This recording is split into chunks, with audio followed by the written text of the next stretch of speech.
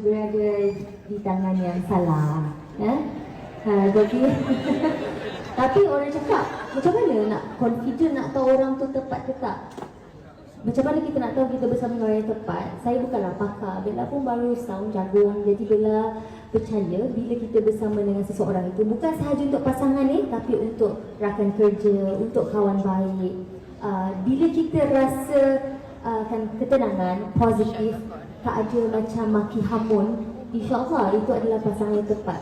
Dan bila kita dapat pasangan yang tepat, kita akan tend to macam beri benda semua pun secara ikhlas.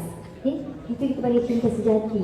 Tapi kita tak akan dapat cinta sejati kalau kita sentiasa compare pasangan kita dengan orang lain.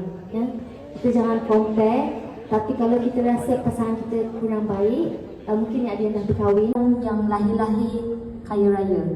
Jadi apa yang boleh bantu bila kita ada usaha dan kemahuan diri sendiri. Jadi macam Bella sendiri, of course bukan Bella seorang je artis kat Malaysia. Dia ada ramai lagi yang jauh berbakat, jauh lebih cantik, jauh lebih hebat.